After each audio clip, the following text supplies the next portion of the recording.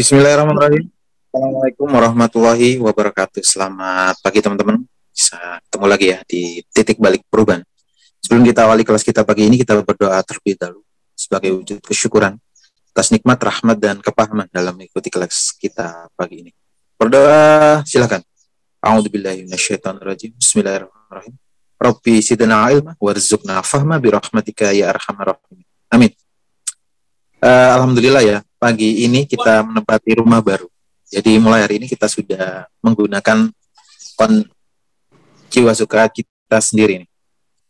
Insya Allah kita masih akan lanjut materi kemarin ya. Bang Aswar. Halo. Monggo. Oke. Bismillahirrahmanirrahim. Assalamualaikum warahmatullahi wabarakatuh. Selamat pagi ya.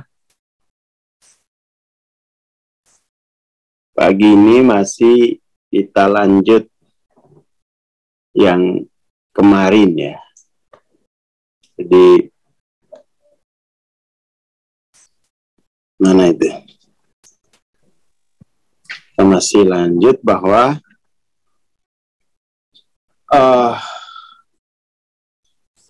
kemarin kita kan bahas soal sistem ya.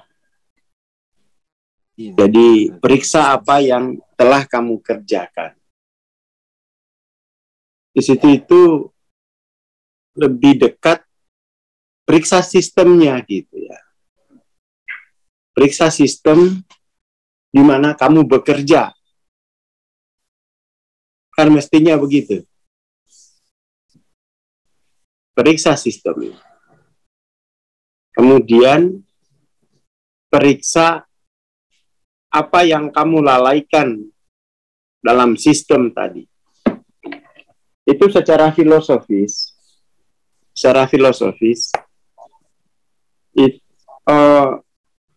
Kita akan dibawa ya. Secara filosofis itu Quran akan membawa kita kepada penemuan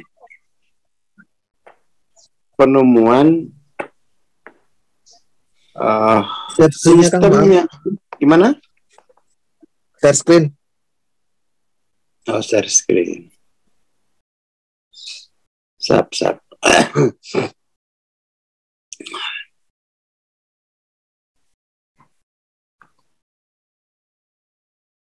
Jadi periksa, saya ulangi ya.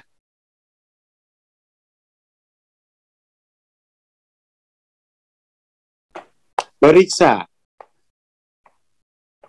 sistem dari pekerjaanmu gitu. Dari pekerjaanmu. Atau periksa sistem dari apa yang kamu kerjakan. Apa yang kamu kerjakan. Hanya binatang tuh yang nggak mengerti sistem. Dia hanya patuh pada keteraturan gitu ya. Binatang itu kan nggak pernah mereka bikin Android, bikin sistem RT gitu ya, enggak. Kalau kita itu bisa memahami. Jadi kalau kita tidak paham sistem, tidak bersistem, itu udah mirip-mirip sama binatang ternak. Hidup hanya berdasarkan keteraturan. Hanya memahami keteraturan, tidak memahami sistemnya. Nah, pemeriksaan sistem itu akan menemukan setidaknya dua hal yang membuat manusia itu menderita, yang membuat manusia ini kehilangan martabatnya. Jadi sistemlah yang harus diperiksa jika kemanusiaan kita ini mulai kehilangan martabatnya. Sistem yang harus diperiksa. pemeriksaan sistem membawa kita kepada dua temuan setidaknya. Seperti pola dalam titik balik perubahan.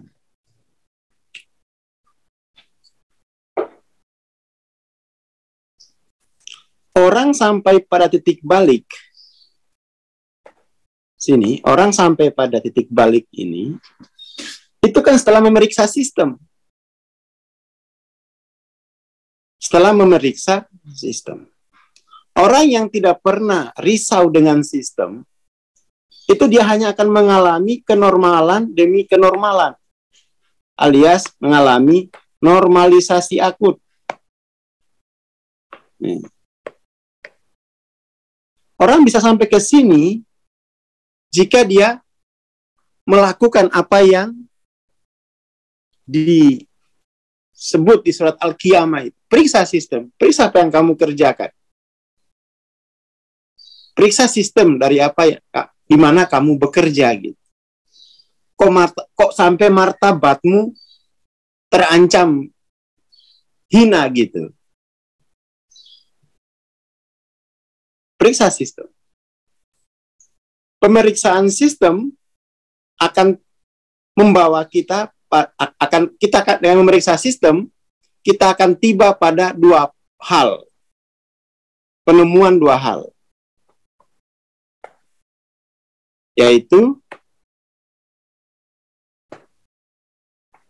kebutaan sistem, buta sistem kita. Atau sistem ini dimensi,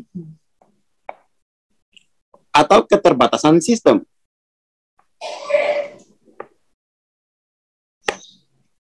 Ini baru titik balik gitu. Ini baru titik balik. Jadi tidak mudah loh orang mencapai titik balik itu. Walaupun misalnya tiap hari dia baca buku, tapi untuk mengoreksi sampai pada menemukan sistem, tidak cukup hanya berpikir how. Tidak cukup hanya berpikir how. Tapi dia mesti berpikir why.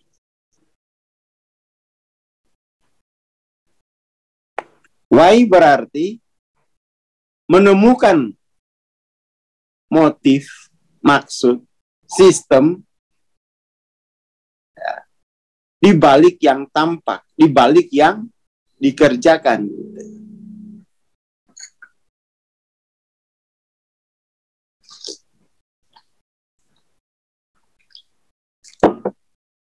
Nah, itu ya, jadi orang di titik balik itu harus sudah bisa menemukan setidak-tidaknya kebutaan dimensinya atau keterbatasan dimensinya.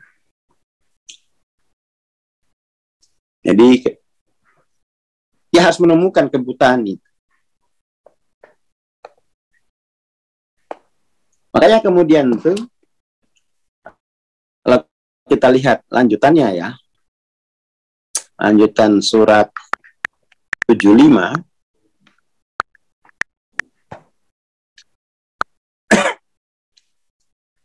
hari kiamat,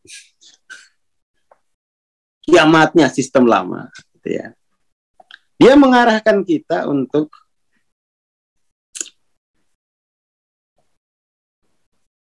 ke penemuan, pengungkapan. Jadi di sini ada semacam apa ya, self apa namanya ya, kayak muhasabah gitu, sehingga itu yang kita bisa baca kelemahan-kelemahan dulu. Kita bisa baca.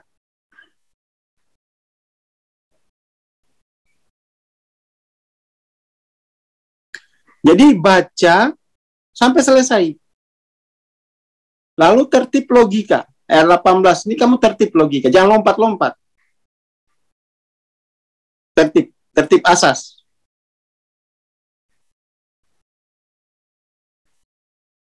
Kemudian dari kamu baca sistemmu,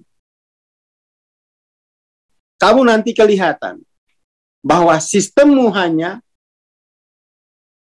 merangkul kehidupan dunia.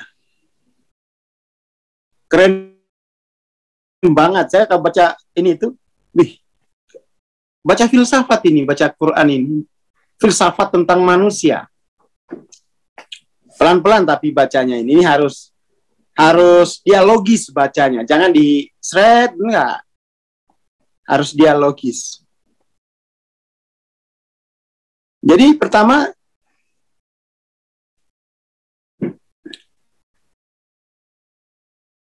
jadi ternyata sistemmu itu hanya sistem material gitu. Hanya sistem material.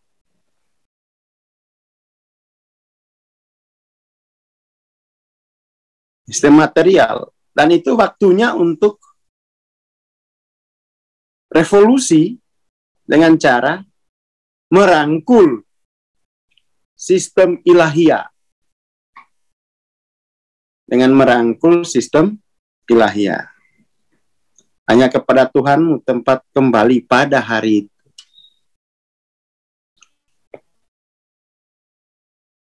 Dibacanya itu apa ya? Cara membacanya itu berdasarkan konteks ya.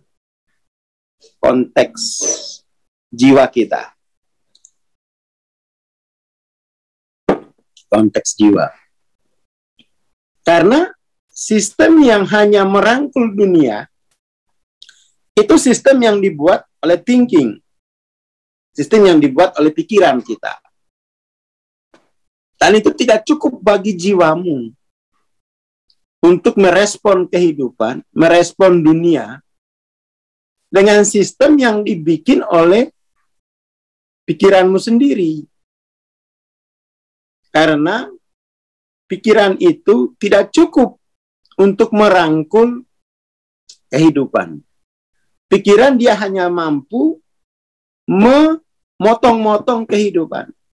Jadi ada sifat reduksionis. Saya ulangi, ada sifat reduksionis pada pikiran. Makanya disuruh kembali. Kembali itu maksudnya, kenapa mengatakan kembali? Karena sebenarnya jiwamu itu mengenal Tuhan gitu. Hanya saja tertutupi oleh konsepsi-konsepsi yang kamu terima dari budaya, yang kamu terima dari sekolah, yang itu kemudian menutup potensimu. Dan hal itu dipermasalahkan ketika krisis, ketika mengalami perampasan. Perampasan itu kan artinya kamu kehilangan martabat. Martabatmu telah dilecehkan. Martabatmu telah dilecehkan.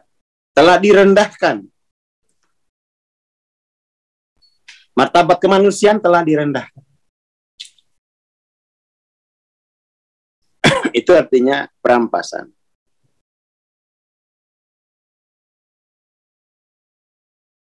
Dari situ. Tetapi kalau kemudian kita abai dengan martabat ini, malah mikirnya martabat, kita akan ke 70. Sudah mulai abai dengan sistem. Dia tidak mampu lagi mengenal, identifikasi sistemnya. Jadi jiwa tidak mampu mengendalikan sistem, lalu dia hiduplah dalam kebiasaan yang destruktif. Tidurnya larut malam, main gamenya sampai ketemu pagi lagi. Apalagi itu. Yang destruktif. Ngobrolnya sampai subuh. Apalagi sekarang yang destruktif. Main lato-lato sampai tetangga itu mau mau marah gitu ya, main lato-lato. Mulai pemborosan kita karena kita tidak mampu mengidentifikasi sistem. Jadi sesuatu yang boros itu sebenarnya indikasi searching for system. Cuma nggak bisa mengidentifikasi dia sistemnya. Mulai pemborosan. Ketiadaan sistem atau kerapuhan sistem itu menyebabkan manipulatif. Menyebabkan manipulatif.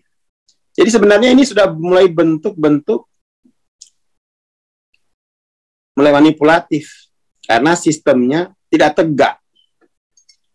Ya ada sistem tapi sebagai konsep, tidak sebagai pemandu perilaku.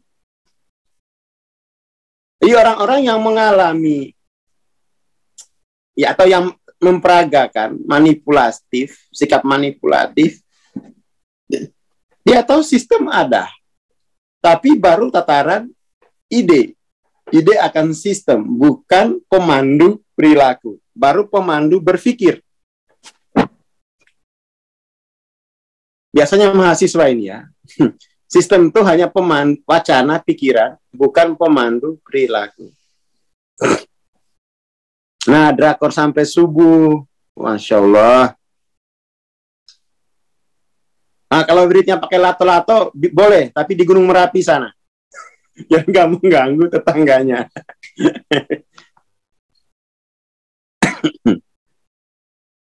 Jadi itu, coba lihat keteraturannya gitu ya. Nah,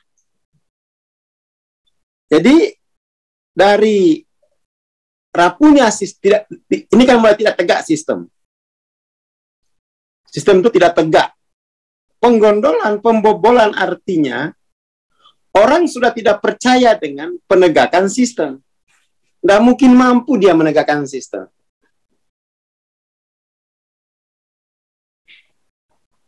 Nggak mungkin mampu. Akhirnya, tiba ke 55, orang sudah mulai tak acuh dengan ide sistem itu. Nggak usahlah ada sistem. Ini mulai terjadi hukum rimba ini. Hukum rimba. Orang sudah lupa dengan sistem 55 ini. Kekacauan semakin tinggi. Kekacauan semakin tinggi. Kemudian dia bisa ke kekacauan makin tinggi. Tidak ada lagi aturan, ya, tidak ada lagi dari sistem itu, dari ketiadaan sistem menjadi ketiadaan keteraturan. Jadi ini mulai 50 ini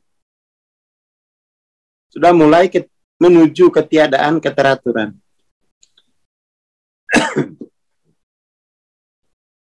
Mulai ketiadaan keteraturan, menuju ke sana dia. 50 itu tidak ada lagi keteraturan. Dia apa? Pengtacuhan 50 ini apa ya? Mana yang sudah bikin peta nih? 50 itu konteksnya dia, tadi kita cari dulu. 50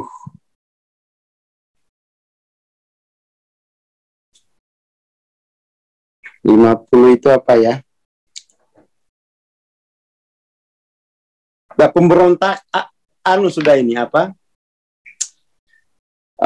Kalau 55 ini kan pengkhianatan ya. Pengkhianatan. 50 ini itu sudah memang terang-terangan. Nyolong di depan polisi, bahkan dicolong polisinya. Di depan mata itu dah. Jadi sudah menjadi ya, dia 50 ini pemberontakan, tapi itu sudah bukan pemberontakan ya. Jadi makan kayak kalau di sistem sosial itu dia udah terang-terangan lah. terang-terangan. Pemerkosaan di mana-mana misal. Jadi udah tidak ada lagi keteraturan. Mungkin tahun 98 kita udah sampai di sini, di Jakarta tapi ya. Kalau di kampung saya tetap nggak ada apa-apa, nggak kenal kepala RT aja nggak ada. Di Jakarta mungkin tahun 98 tuh di sini. Penjarahan di depan polisi gitu. Polisi nggak bisa ngapa-ngapain. Penjarahan di mana-mana. Pemerkosaan di mana-mana. Pembakaran di mana-mana. Karena sudah hancur sistemnya. Keteraturan itu sudah tidak ada penegaknya. Dan kewalahan. Itu mengerikan. Neraka dunia itu. Neraka dunia. Polisi melakukan pelanggaran hukum. Bobrok moralnya ya. Bobrok ya. Pembobrokan. Kebobrok ya. Pembobrokan.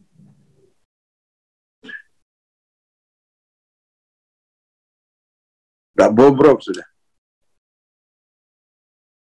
Pada kasus misalnya bapak memperkosa anaknya, bobrok sudah itu.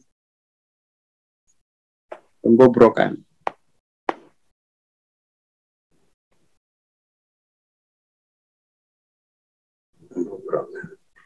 Ngeri 50 ini kalau di sosial. Bobrok. Mungkin terjadi negara-negara perang gitu ya. Negara perang. Dan ini orang itu sudah mengalami halusinasi. Halusinasi akan kekacauan gitu. Jadi halusinasi kekacauan itu sudah merebak ke semua jiwa gitu. Halusinasi kekacauan.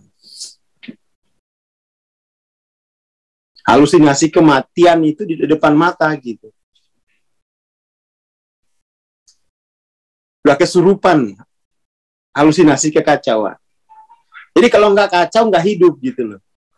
Kalau nggak ikut kacau, nggak hidup. Seperti itu.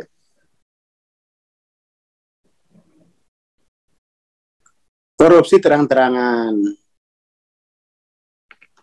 Ya sikap abai, apa gunanya lagi? Tertib gitu. Kalau kacau itu nikmat. Coba teman-teman untuk menguasai ini ya, menguasai poin-poin ini, itu baca buku Power Force, baca buku Transcending Level of Consciousness, ya. Habis kuliah gini dibaca lagi, oh, biar kemudian tuh pemahamannya makin dalam.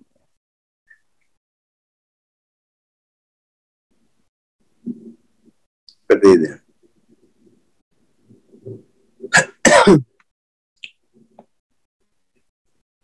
Jadi sistem itu sudah tidak tegak gitu. Bukan hanya tidak tegak. Ketiadaan sistem itu kekacauan itu sudah di mana-mana kalau 50 ini. Kalau secara sosial ya. Keputusasaan sosial itu membawa kita pada hukum rimba. Tidak ada gunanya lagi kita sepakat bersama ini. Pada akhirnya kita akan mati sendiri-sendiri gitu. Pada akhirnya kita akan mati sendiri-sendiri. Jadi mari kita berusaha untuk menjadi yang mati yang terakhir dengan cara membunuh yang lain. Mengerikan nih, mengerikan. Kasihan. Bangsa kita nggak pernah di sini, bobrok.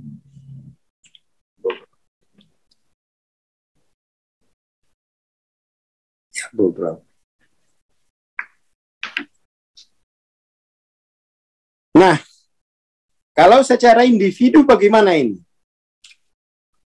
Jadi cara membahasakan nature ini itu tergantung konteks dia. Jadi tidak ada bahasa yang nature ini kan luas dia. Bisa dibahasakan dalam konteks budaya, konteks filsafat, konteks sosiologi, konteks psikologi misalnya. Kalau kita juga pakai konteksnya Quran juga ada. Karena Quran itu menyediakan konteks yang belum selesai kita petakan. Jadi 75 ini dia akan nature ya. Atau kalau teman-teman nggak ngerti apa itu nature, bayangkan dia adalah sebuah warna. Sebuah warna. Ya, sebuah warna. Jenis warna. Nah, warna ini kemudian tuh dibahasakan sesuai konteksnya. Ya kan? Pada konteks apa warna ini hadir dibahasakan sesuai konteks. Seperti itu. Makanya kemudian itu teman-teman perlu membuat petanya sendiri. Perlu bikin petanya sendiri. Saya sendiri senang kalau bikin peta pakai bahasa Muna. Karena satu kata itu jelas konteksnya gitu loh. Jelas maksudnya, konteks itu maksud. Maksudnya itu jelas. Dan maksud itu sesuatu yang ditemukan di dalam diri gitu. Jadi jangan langsung bikin kalimat. Pahami dulu maksud kata per kata. Itu kalau mau pintar bikin bikin kalibrasi per 5 poin, dia harus pahami sebelum kalimat. Dia harus kata dulu. Dan kata itu harus mampu memuat konteks. Kata itu harus mampu memuat konteks.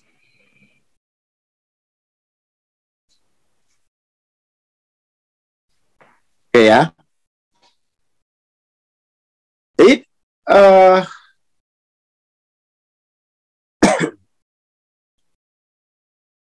Jadi dari 75 sampai ke 55 itu sebenarnya proses hancurnya martabat manusia.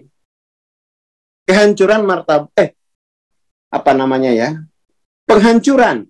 Belum hancur, masih penghancuran, proses penghancuran martabat manusia. 50 ke bawah itu sudah proses kemanusiaan itu, nilai-nilai kemanusiaan itu sudah tidak ada ruang ekspresinya. Semuanya udah satanis. Semuanya sudah setan. Jadi di 50 ini kemanusiaan itu telah dikuasai oleh setan.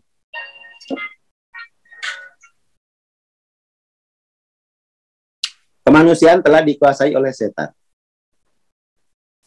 Kalau teman-teman mau lihat seperti apa gambaran kemanusiaan itu dikuasai oleh setan, maka kemudian teman-teman lihat ayam betina ketika ketika anak-anaknya itu terancam oleh burung elang. Apa yang dilakukan oleh ayam betina itu? Dia akan mengembangkan sayapnya, lalu anak-anaknya seluruh masuk dalam kegelapan sayap itu. Jadi di 50 ini kita akan tiba pada kegelapan kemanusiaan itu sendiri. Masa kecil saya suka melihat itu gitu. Orang kampung Nature 55 itu tuh. Nature 50 tuh gitu. Di mana kemanusiaan yang sedang tumbuh, dia tumbuh dalam kegelapan. Kalau anak kota nggak pernah lagi lihat elang yang memangsa ayam kan. Di kampung kita masih lihat itu. Halusinasi di sini, condemning kalau di bukunya Hawking itu, condemning. halusinasi, kontrol kuasa gelap. Ada halusinasi, ada kontrol kuasa gelap. Agama penceramah masih menggunakan bahwa kuasa gelap ini mengontrolmu gitu. Membuat kita putus asa pada rahmat Tuhan. Ya kan? Siap Bang, kemarin baca buku Power Force ngantuk. Ya, lanjut dibaca ya. Yang belum punya Power Force, Masya Allah 2023 ini udah. Dibaca ya. Diulang-ulangi. Jangan nggak dibaca. Jadi di 50 ini, itu narasinya narasi kuasa gelap telah menyelimuti kemanusiaan kita. Kuasa gelap. Itu di 50. Kemanusiaan itu sudah tidak gunanya lagi gitu. Toh sudah dikuasai oleh kuasa gelap. Kuasa gelap. Mengerikan ini. Ini sudah seperti Dajjal itu sudah menguasai kemanusiaan. Itu nanti di 50 itu. Di 45 itu sudah orang tidak berani lagi keluar. Keluar dari ke 45 kan ini sudah jatuh ke loneliness.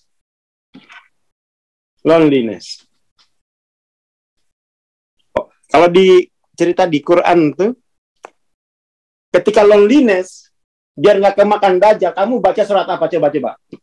Dibaca surat apa tuh? Biar nggak keambil Dajjal. Kalau keluar kemakan Dajjal tuh, walaupun imanmu kuat. Ada surat khususnya tuh. Coba. Apa? Di hari di mana kita tidak boleh keluar kamar, hanya membaca surat itu. Surat apa tuh coba? Al-Kahfi. Ya, surat Al-Kahfi. Bagi yang loneliness, ngaji surat ini. Yang loneliness. Yang sekarang kemudian itu loneliness ini dikembangkan terapi peluk. Bahaya juga ini. Barat mengembangkan terapi pelukan. Wah, itu ngaji Al-Kahfi aja. Ntar bojone wong dipeluk. Loneliness itu bahaya loh. Kebacut ya. Lah itu ada itu mahal terapi pelukan itu. Teman-teman yang membutuhkan terapi pelukan diganti sama ngaji Al-Kahfi ya. Waduh, jasa peluk ini kurang. Kukut.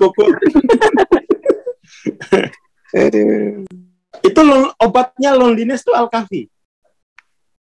Karena dia nature 45, di mana hari telah kemanusiaannya itu telah dikuasai kuasa gelap. Nangis sendiri kadang-kadang itu. Coba kita lihat Al-Kahfi ya.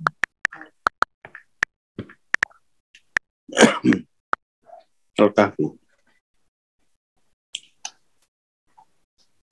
Itu ada ayat-ayat untuk loneliness, obat jiwa.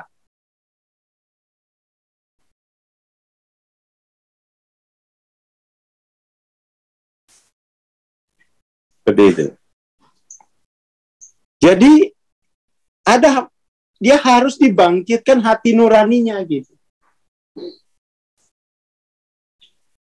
Hati nuraninya itu harus terang di situ. Harus terang. Maksudnya hati nurani itu apa? Pancaran otentiknya. Pancaran kesayaan yang mengakar pada ilallah. Hadir itu di situ. Kalau itu yang hadir, kuasa gelap itu tidak mampu meruntuhkan. Karena apa? Sejati itu. Hadirnya pancaran kesayaan yang otentik itu kemudian menerangi seluruh kegelapan.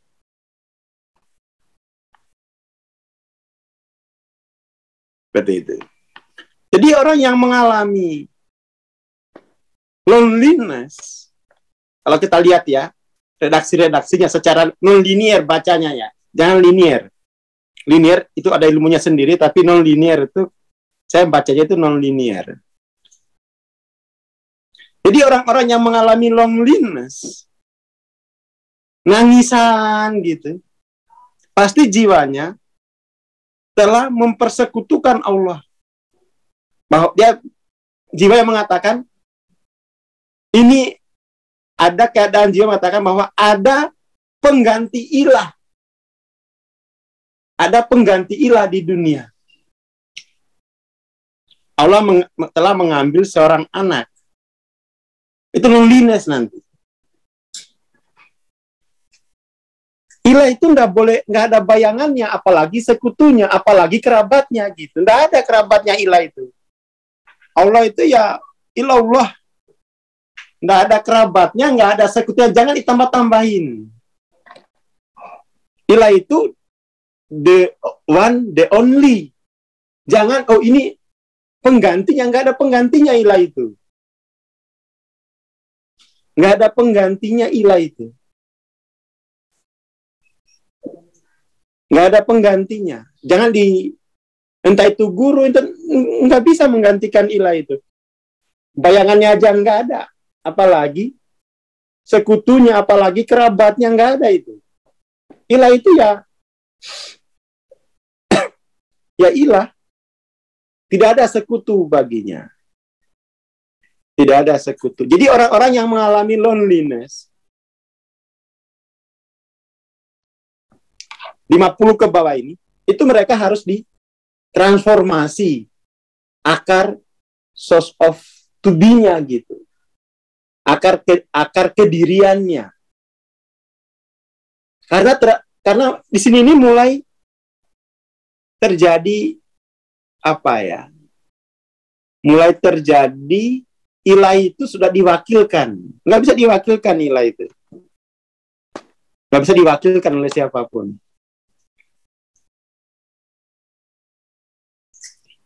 Mempersekutukan Tuhan dalam bentuk yang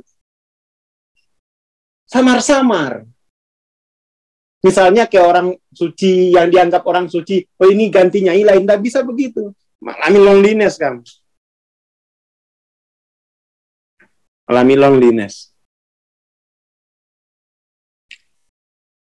Nggak boleh itu ilah itu disekutukan. Atau ada wakilnya, nggak ada wakilnya. Ya kan? Nggak ada wakilnya. Jadi tem-tem kita ini harus diperbaiki banyak.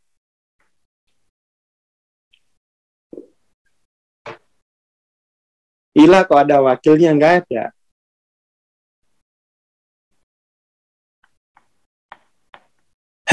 Tuh, di Indonesia ini banyak yang mengalami loneliness.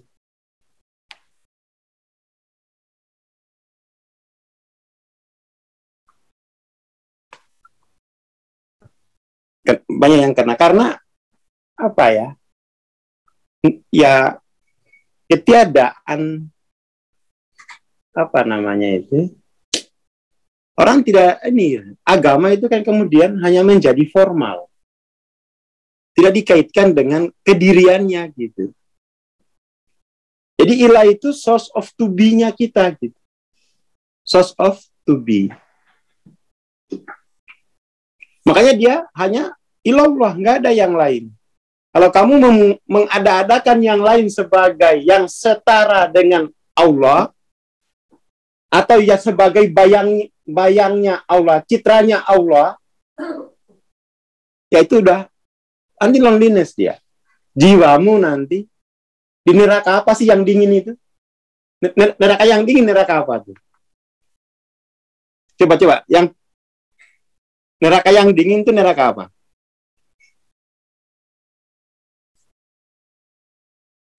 Yang dingin. Neraka yang dingin itu loneliness itu.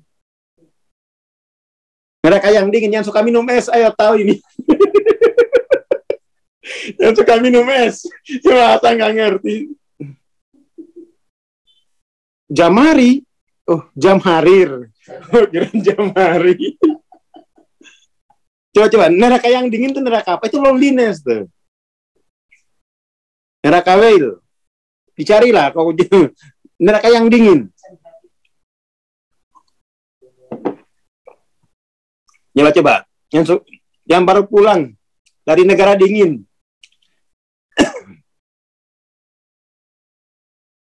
Yaitu neraka yang dingin itu. Loneliness itu sudah.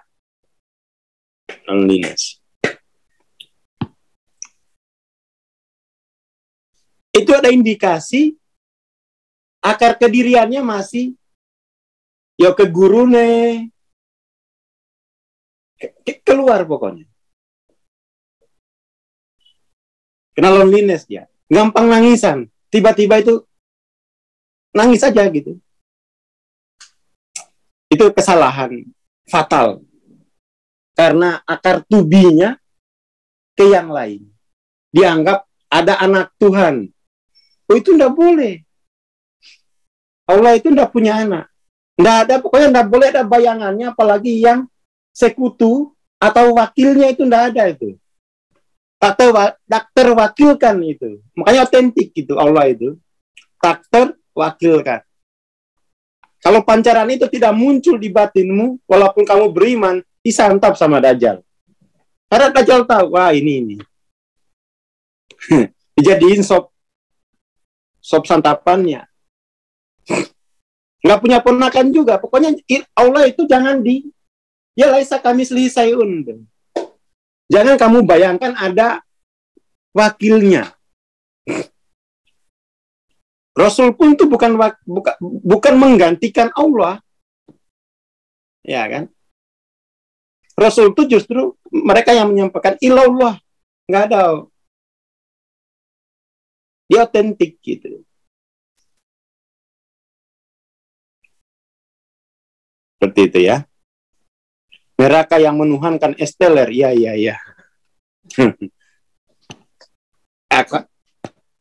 Di 45 ini ngaji kafinya itu tapi ngaji tauhid. Tauhid yang pancaran langsung. Makanya orang beriman pun tuh kena itu di hari itu. Kalau dia tidak berlindung kepada, dia tidak murni pancaran kesayaannya itu pancarannya sendiri gitu. Pancarannya. Kalau tidak murni tubinya, itu apa namanya itu ya? Kesantap dia. Kesantap oleh kuasa gelap. Kesantap kuasa gelap, nanti ditempatkan di neraka Wail. Wail apa jam jahir tadi ya? Oh, yang dingin. Loneliness itu udah dingin. Pengurungan diri.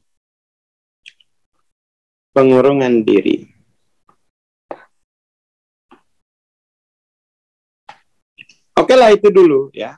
Pagi ini. Soalnya sebentar lagi ini Kamisan di ruang sebelah. Matur nuwun. Assalamualaikum warahmatullahi wabarakatuh. Waalaikumsalam warahmatullahi wabarakatuh. Terima kasih Bang Aswad. Terima kasih teman-teman. Bagi teman-teman alumni MTLOC jam 8:30 kita ada Kamisan ya. Dan terima kasih buat para donatur yang udah berpartisipasi saweran ya untuk Zoom 1 tahun. Insya Allah kita awal bulan besok ada kelas untuk para donatur. Terima kasih, kita bertemu besok insya Allah.